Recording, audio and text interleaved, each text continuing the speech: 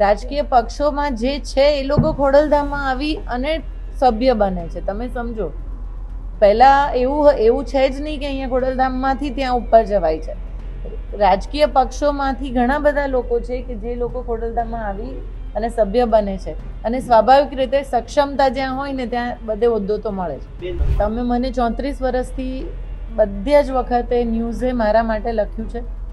Common વસ્તુ છે, જ્યારે પણ ઇલેક્શન આવે છે ત્યારે મને તમે ખાલી મીડિયા ટિકિટ આપે છે. સાચી વાત છે. પ્રોફાઇલ મારી ક્યારેય બની જ નથી, અને મારે માંગવી હોય તો મને આ રસ્તે કે આ રસ્તે જવાની જરૂર દેખાય છે આપ સૌને? હું તમને પૂછું છું, એવું કાંઈ છે જ નહીં. તો હું 34 વર્ષથી સેવામાં કરું છું. હું જેટલું બી કામ કરું છું હૃદયથી કરતી હોઉં છું.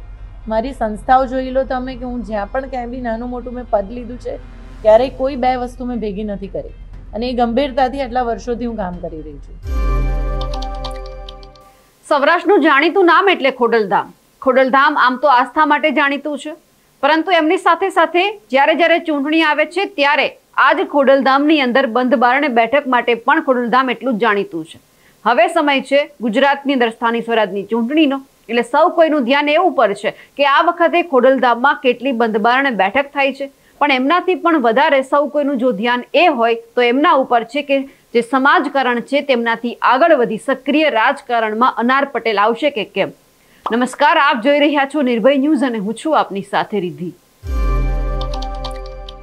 સૌરાષ્ટ્રમાં વીરપુરથી તમે થોડા આગળ જાવ એટલે કાગવડ ગામ આવે, અને આ જ કાગવડ ગામની અંદર ખોડલધામનું નિર્માણ થયું. પણ સમય જતા જતા અહીંયા જેટલું આસ્થાનું જ્યાં પ્રતિક ગણવામાં આવે છે, એમની સાથે સાથે રાજકારણની અંદર જે બંધ બારણે બેઠકો પણ થતી આવી તેમના માટે પણ જાણીતું બન્યું, અને એમની જ સાથે સમય જતા આસ્થાના હવનમાં રાજકારણનું ઘી પણ હોમાતું ગયું. ગુજરાતની ચૂંટણી આવે એટલે ખોડલધામ અને નરેશ પટેલ આપોઆપ ચર્ચામાં આવી જાય. એનું કારણ છે લેઉવા પાટીદાર સમાજની સૌથી મોટી વોટ બેંક. 3 વર્ષ પહેલા અનાર પટેલને ખોડલધામના ટ્રસ્ટી બનાવવામાં આવ્યા. હવે સંગઠનના અધ્યક્ષની જવાબદારી તેમને આપવામાં આવી છે. એવું મનાય છે કે આની પાછળ ખોડલધામના ચેરમેન નરેશ પટેલની ચોક્કસ 4 રણનીતિ છે. પહેલી રણનીતિ એવી છે કે સંગઠનના અધ્યક્ષ તરીકે મહિલા હોય તો આખા ગુજરાતમાં ખોડલધામનું સંગઠન મજબૂત બને. બીજી રણનીતિ એવી છે કે આવનારા મહિનાઓમાં પંચાયત અને પાલિકાની ચૂંટણીઓ આવવાની છે, તેમાં સંગઠનનો હથિયાર તરીકે ઉપયોગ કરી શકાય. ત્રીજું, 2027માં આવનારી ગુજરાત વિધાનસભાની ચૂંટણીમાં ખોડલધામનો હાથ ઉપર રહી શકે. ચોથી રણનીતિ એવી છે કે ગુજરાતની ગાદીએ લેઉવા પટેલ મુખ્યમંત્રી હોવા જોઈએ તેવી માંગણી નરેશ પટેલ કરતા આવ્યા છે. કદાચ આ ગાદી સુધી અનાર પટેલને પહોંચાડવા તકતો ઘડાઈ રહ્યો હોવાની પણ ચર્ચા છે.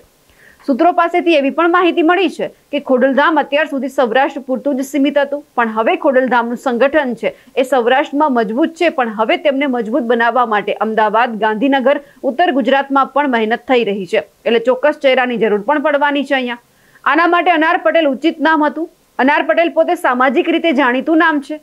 તેમના માતા આનંદીબેન પટેલ ગુજરાતના મુખ્યમંત્રી રહી ચૂક્યા છે અને હાલ ઉત્તર પ્રદેશના રાજ્યપાલ છે. આનંદીબેનનું કદ ભાજપમાં બહુ મોટું છે, તેનો ફાયદો પણ ખોડલધામને મળી શકે એમ છે. ખોડલધામમાં અનાર પટેલને સંગઠનમાં અધ્યક્ષ બનાવવાની રાજકીય અત્યારે ગરમાવો તો ચોક્કસ આવ્યો છે. એક પ્રકારે એને રાજકારણમાં એન્ટ્રીની જ જાહેરાત કહી શકાય. આ કિસ્સામાં બંને તરફ ફાયદો થશે. લેઉવા પટેલ સમાજને પણ ફાયદો થવાનો છે અને અનાર પટેલને પણ ફાયદો થાય તેવી વાત પણ અત્યારે સામે આવી છે. આગામી દિવસોમાં લેઉવા પટેલ એક થઈને અનાર પટેલને સ્વીકારે તો 2027ની ચૂંટણીમાં અનાર પટેલની સત્તાવાર એન્ટ્રી થાય તો નવાઈ નહીં. હાલ તેના બીજ રોપાઈ ગયા હોય તેવું ચોક્કસપણે કહી શકાય. આમ જોઈએ તો ખાનગીમાં જાહેર જેવી વાત છે કે નરેશ પટેલ અને આનંદીબેનને વર્ષોથી અંગત પારિવારિક સંબંધો રહ્યા છે, અને ખોડલધામ એવું પ્લેટફોર્મ છે કે જે રાજકારણમાં સીધી એન્ટ્રી લઈ શકો તમે, અને સમાજનો ટેકો પણ તમને મળે. હાલ અનાર પટેલને ખોડલધામમાં મોટા હોદ્દા પર બિરાજમાન કરી એક રીતે આગામી દિવસોમાં ગુજરાત લેવલે મોટો ચહેરો તૈયાર કરવાની પણ આ એક રણનીતિ કહી શકાય. અનાર પટેલ 3 વર્ષ પહેલા ખોડલધામના ટ્રસ્ટી બન્યા હતા. ગુજરાતમાં પાટીદાર સમાજની તાકાત કોઈનાથી છુપી નથી, ત્યારે ગુજરાતના પૂર્વ મુખ્યમંત્રી અને ઉત્તર પ્રદેશના હાલના રાજ્યપાલ આનંદીબેન પટેલના પુત્રી અનાર પટેલે 3 વર્ષ પહેલા જ ખોડલધામ ટ્રસ્ટમાં પ્રવેશ કરી લીધો હતો. તેમની ગુજરાત વિધાનસભાની ચૂંટણીમાં વડોદરાની માંજલપુર બેઠક પરથી ચૂંટણી લડવાની ચર્ચા હતી, પરંતુ તેમણે ચૂંટણી ન લડી. વિધાનસભાની ચૂંટણી બાદ ખોડલધામ ટ્રસ્ટમાં અનાર પટેલની એન્ટ્રી થઈ, જેને ગુજરાતના રાજકારણમાં એક મોટા પગલા તરીકે પણ જોવામાં આવતું હતું. અનાર પટેલ ખોડલધામ સંગઠનના અધ્યક્ષ બનવાથી નરેશ પટેલ અને જયેશ રાદડિયાની તકરારને ક્યાંક હવે બ્રેક લાગશે તેવું પણ ચર્ચાઈ રહ્યું છે. જાહેરમાં હવે શાબ્દિક યુદ્ધને વિરામ મળે તો પણ નવાઈ નહીં. જયેશ રાદડિયા કદ હવે સાવ મર્યાદિત થઈ જાય તો પણ નવાઈ નહીં. ભાજપ હવે ખોડલધામ તરફ ઝુકાવ રાખે એવું પણ બને, કેમ કે લેઉવા પટેલની વોટ બેંક મજબૂત છે. હાલ પણ ખોડલધામના નામનો લાકડીઓ તાર ચૂંટણી તરફ ફરતો જ હોય, મોટો આધાર તેના પર છે. અનાર પટેલને મોટું પદ મળતા નરેશ પટેલનું કદ હજુ પણ ઊંચું થઈ શકે એમ છે. અનાર પટેલને આનંદીબેન પટેલના સમર્થકોનો મજબૂત ટેકો મળશે, જેનો ફાયદો આવનારી ચૂંટણીમાં જોવા મળશે તેવું પણ અત્યારે સૌરાષ્ટ્રના રાજકારણમાં અંદરખાને ક્યાંક ચર્ચાઈ રહ્યું છે. અગાઉ પણ ખોડલધામમાંથી અનેક ટ્રસ્ટી ચૂંટણી લડી ચૂક્યા છે, એટલે એવું છે જ નહીં કે રાજકારણ સાથે કોઈ સંબંધ નથી. રાજકોટના ધારાસભ્ય પદ માટે રમેશ ટીલાડાને ભાજપની ટિકિટ અપાવવા ખોડલધામનો જ પ્રયાસ હતો અને જીત્યા પણ ખરા. એ પહેલા કોંગ્રેસમાંથી દિનેશ ચોવટિયા લડ્યા હતા, એ ખોડલધામના જ હતા, જોકે તેની હાર થઈ હતી. એમ તો રવિ આંબલિયા, ગોપાલ ચમારડી જેવા ટ્રસ્ટીઓ ચૂંટણી લડી ચૂક્યા છે, પણ તેમની પણ હાર થઈ છે. નરેશ પટેલ હંમેશા ચૂંટણી સમયે બધા પક્ષ સાથે ખોડલધામમાં બંધ બારણે મિટિંગ કરતા જ હોય છે અને વિવાદો પણ એટલા જ થયા છે. મૂળ તો કોંગ્રેસ વિચારધારા ધરાવતા નરેશ પટેલ કોઈ પાર્ટીને નારાજ કરતા નથી, પણ હાલ તેનો ઝુકાવ સત્તાધારી પક્ષ ભાજપ તરફી જોવા મળતો હોય તેવું ક્યાંક રાજકીય લોકો કહી રહ્યા છે. અનાર પટેલ આમ તો છેલ્લા 34 વર્ષથી સેવા કાર્ય સાથે જોડાયેલા છે. તેઓ શિક્ષણ, કૌશલ્ય વિકાસ, મહિલા સશક્તિકરણ જેવા મુદ્દાઓ પર પણ કામ કરી રહ્યા છે. અનાર પટેલની ઓળખ સામાજિક ઉદ્યોગ સાહસિક તરીકે થાય છે. તેઓ રિયલ એસ્ટેટ બિઝનેસમાં સક્રિય છે, પરંતુ તેઓ લાંબા સમયથી મહિલા સશક્તિકરણ માટે કામ પણ કરી રહ્યા છે. તેઓ જાણીતા સમાજ સેવિકા, માનવ સાધના ટ્રસ્ટના મુખ્ય સહસ્થાપિકા પણ છે. આ સાથે સાથે લગભગ 7,000 થી વધુ લાભાર્થીઓ સુધી સેવાઓ પહોંચાડી રહ્યું છે એમનું જે આ માનવ સાધના ટ્રસ્ટ છે. અને મહિલા સશક્તિકરણ માટે ગામશ્રી અને ક્રાફ્ટ રૂટ્સની સ્થાપના પણ કરી છે, જે અત્યાર સુધીમાં દેશના 21 રાજ્યોના 35,000 થી વધુ કારીગરોને રોજગારી આપી ચૂક્યું છે. પણ આ જ્યારે અનાર પટેલને સવાલ કરવામાં આવ્યો કે રાજકારણમાં તેઓ ક્યારે આવવાના છે, ત્યારે એમણે સ્પષ્ટ વાત કરી દીધી કે જો મારે ટિકિટ જોઈતી હોય તો પછી મારે અહીંયાથી ત્યાં જવાની જરૂર નથી. તમે પણ બધા લોકો જાણો છો કે અત્યારે હું કોની સાથે સંકળાયેલી છું, મારી માતા કોણ છે.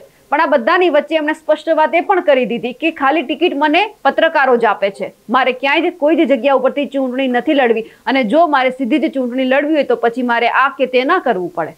આ બધાની વચ્ચે જ્યારે અત્યાર સુધી ચર્ચા થતી હતી કે જ્યારે અનાર પટેલને આટલું મોટું પદ આપવામાં આવ્યું છે તો શું ખરેખર તેઓ સમાજકારણમાંથી સક્રિય રાજકારણમાં આવશે ખરા, એ બાબતે તેમણે ક્યાંક કહી દીધું છે કે તમે બધા લોકો જે વિચારી રહ્યા છો તે કંઈ જ નથી. અનાર પટેલને પણ સાંભળીએ કે તેમણે આ બાબતે શું કહ્યું છે. જી, તો આજનો અમારો ખોડલધામ ટ્રસ્ટનો એટલે આપણે આજે 21મી જાન્યુઆરીએ 9મો પાટોત્સવ હતો અને એ પાટોત્સવના ભાગરૂપે અમારી જે સંગઠનની ટીમ છે, અમે લાસ્ટ 8 થી 9 મહિનાથી અમે મહેનત કરતા હતા અને ઘણા બધા ગામડાઓ સુધી પહોંચ્યા, જિલ્લાઓ સુધી પહોંચ્યા. અને આજનો દિવસ અમારા બધા માટે બહુ સારો દિવસ હતો અને એનું કારણ એ હતું કે આજે અમે અમારા જિલ્લા કન્વીનર અને તાલુકા કન્વીનરની જાહેરાત કરવા જઈ રહ્યા હતા. મને જે સંગઠન અધ્યક્ષ બનાવવામાં આવી એ પણ ભાઈની વડપણ હેઠળ એમના ચેરમેન પદના નીચે અમારા આવા સંગઠન જેવા બીજા ઘણા પ્રકલ્પો ચાલે છે, જેમાંથી એકમાં મને સંગઠન અધ્યક્ષ બનાવી અને એવી હોદ્દાની રૂએ. આમાં એ જોવાની વાત એ છે કે ખોડલધામ ટ્રસ્ટ એ હંમેશા કમિટીઓથી ચાલતું આવે છે. હોદ્દાના ભાગરૂપે કન્વીનર, સહકન્વીનર બનતા હોય અને બદલાતા હોય. તો દર વર્ષે 2 વર્ષે હોદ્દાના ભાગરૂપે દરેક જણ આવે અને દરેક જણ કામ કરે. આ એક એવી સંસ્થા છે જે ડિસિપ્લિનથી ચાલે છે અને સિસ્ટમથી ચાલે છે. એટલે હું મીડિયાને અનુરોધ કરીશ કે જે ખોટી વાતોને પ્રચાર થઈ રહ્યો છે એ ના થવો જોઈએ.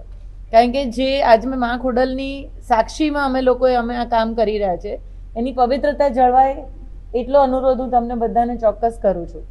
બીજી વાત, આજે જેનીબેન ઠુમરને પણ ટ્રસ્ટી બનાવવામાં આવ્યા અને એ બી કેમ, આટલા વખતથી એ પણ અમારી સાથે સંગઠનમાં મહેનત કરે છે. તો આજે બીજી એક બહેનને ટ્રસ્ટી બનાવ્યા. એક બહેન તરીકે મને પહેલી ટ્રસ્ટી બનાવેલા, આજે બીજી બહેન ટ્રસ્ટી બન્યા. અને એનાથી બી વધારે આનંદ એ કે આટલી બધી મહેનત જે લોકો કરે છે એને હોદ્દા મળી રહ્યા છે. આજે અમારો નાનામાં નાનો કાર્યકર ખુશ છે અને એનું કારણ એ છે કે એમને એનું પદ મળ્યું. અને આજે અમે એટલા માટે ખુશ છે કે અમે આટલી મહેનત કરી અને અમારું જે સંગઠનની અમને જે સ્પીડ જોઈતી હતી એ સ્પીડ આજના કાર્યક્રમની સક્સેસથી અમને મળશે. અનારબેન ક્યાંક સીએમ નો ચહેરો ભવિષ્યમાં છે એવું લાગે છે આ સંગઠનથી ક્યાંક હવે? આમાં એક વસ્તુ તમને કહું કે અને તમે બીજા રસ્તે લઈ જવાની કોશિશ જ ના કરશો. હું તમારા બધા જોડે અપેક્ષા રાખું છું કે આ કોશિશ ના હોવી જોઈએ. સીએમ બનવું ના બનવું તમારા કે મારા હાથમાં કશું નથી. અનારબેનની પર્સનલ ઈચ્છાની બી અહીંયા કોઈ વાત નથી થતી. જ્યારે હું એક ટ્રસ્ટી તરીકે અહીંયા બેઠી છું, ખોડલધામના પ્રિમાઇસીસમાં બેઠી છું, તો મને એટલી ગંભીરતા છે કે હું ખોડલધામ વિશે વાત કરું. મારી પર્સનલ વાત અહીંયા ક્યાંય આવતી જ નથી. તમે ખોડલધામના પ્રમુખ તરીકે નિમા છો. ખોડલધામ અને ચૂંટણી એ બે વિચારની પૂરક એટલા માટે છે કે જ્યારે પણ ચૂંટણી આવે ત્યારે ખોડલધામ ચર્ચામાં આવે છે. આપ આ સંસ્થા સાથે હવે જોડાયેલા છો, આપ શું અપેક્ષા રાખો છો? આના થકી રાજકીય સફર તમારી થશે અથવા તો તમે રાજકારણમાં ઇન્ટરફિયર કરશો ખોડલધામમાં? આનાથી મને તો એવું ઊંધું દેખાય છે ને. તમે એક વસ્તુ જુઓ કે ખોડલધામ ટ્રસ્ટ તો વર્ષોથી કામ કરે છે, છેલ્લા 9 વર્ષથી કામ કરે છે, અને દર વખતે ખોડલધામ લેવા પટેલ સમાજમાંથી કોંગ્રેસ, બીજેપી હોય કે આપ હોય, બધાને ટિકિટો મળે છે. તો સ્વાભાવિક છે કે એ મુદ્દો ઉઠવાનો છે, પણ એનો અર્થ એવો નથી કે કોઈની પાસે ખોડલધામ ટિકિટ માંગવા જાય છે. તો એમાં થોડો ફરક છે. તમે જે કહો છો એની પેલું ક્રેડિટ વધી જાય છે કે ખોડલધામમાં હોવાને કારણે રાજકીય પક્ષો એની પસંદગી કરતા હોય છે. રાજકીય પક્ષોમાં જે છે એ લોકો ખોડલધામમાં આવી અને સભ્ય બને છે. તમે સમજો, પહેલા એવું છે જ નહીં કે અહીંયા ખોડલધામમાંથી ત્યાં ઉપર જવાય છે. રાજકીય પક્ષોમાંથી ઘણા બધા લોકો છે કે જે લોકો ખોડલધામમાં આવી અને સભ્ય બને છે, અને સ્વાભાવિક રીતે સક્ષમતા જ્યાં હોય ને ત્યાં બધે હોદ્દો તો મળે છે. બેન, 34 વર્ષથી આપ સેવાકીય પ્રવૃત્તિ સાથે સંકળાયેલા છો. આપની આગામી દિવસોમાં રાજકીય ક્ષેત્રે કોઈ શરૂઆત કરવાની ઈચ્છા ખરી? આપનું પર્સનલ તમે મને 34 વર્ષથી બધી જ વખતે ન્યૂઝે મારા માટે લખ્યું છે. કોમન વસ્તુ છે. જ્યારે પણ ઇલેક્શન આવે છે ત્યારે મને તમે ખાલી મીડિયા ટિકિટ આપે છે. સાચી વાત છે. પ્રોફાઇલ મારી ક્યારેય બની જ નથી, અને મારે માંગવી હોય તો મને આ રસ્તે કે આ રસ્તે જવાની જરૂર દેખાય છે આપ સૌને? હું તમને પૂછું છું. એવું કાંઈ છે જ નહીં. તો મને, હું 34 વર્ષથી સેવામાં કરું છું. હું જેટલું બી કામ કરું છું હૃદયથી કરતી હોઉં છું. મારી સંસ્થાઓ જોઈ લો તમે કે હું જ્યાં પણ ક્યાંય બી નાનું મોટું મેં પદ લીધું છે, ક્યારેય કોઈ બે વસ્તુ મેં ભેગી નથી કરી, અને એ ગંભીરતાથી આટલા વર્ષોથી હું કામ કરી રહી છું.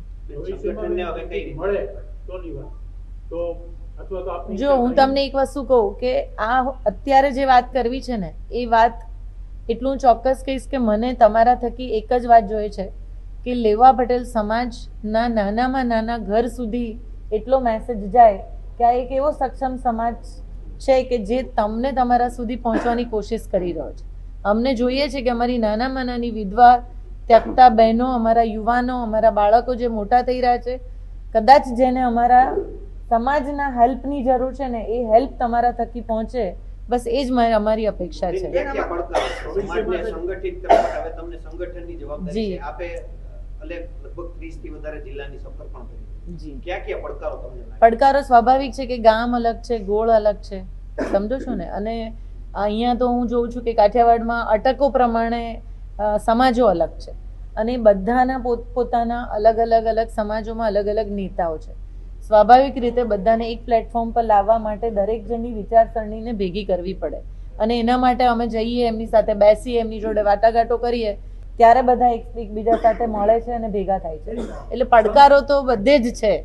એટલા માટે પત્રકારો એટલા માટે પૂછે છે કે જ્યારથી તમારી નિમણૂક થઈ ત્યારથી એક જ ચર્ચા છે કે બેન હવે રાજકારણમાં એન્ટ્રી કરશે અથવા તો આવનારી વિધાનસભા લડશે અને મોટું પદ મેળવશે.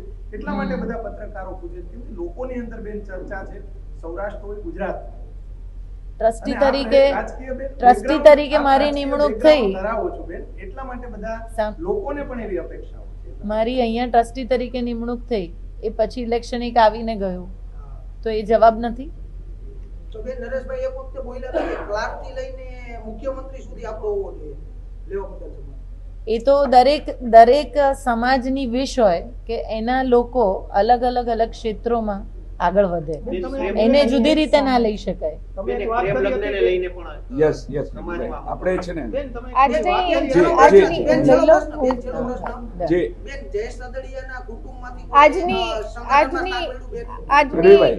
આપણે ખોડલધામની સંગઠન બાબત મીટિંગ હતી અને એ બાબત પ્રેસ. હવે જે રીતે આ ચર્ચા થઈ રહી હતી કે સક્રિય રાજકારણની અંદર અનાર પટેલ આવવાના છે, પણ હવે ક્યાંક એ વાત ઉપર અત્યારે ક્યાંક થપ્પો લાગી ગયો છે કે હવે તે કે સક્રિય રાજકારણમાં જોડાવાના નથી.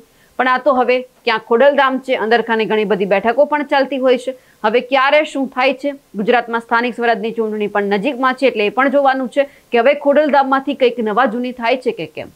અમારા અહેવાલને લઈને આપનું શું માનવું છે કમેન્ટ કરીને ચોક્કસથી જણાવજો. સાથે જ અમારી નિર્ભય ન્યૂઝ ચેનલને લાઇક, શેર અને સબસ્ક્રાઇબ કરવાનું ભૂલશો નહીં. નમસ્કાર.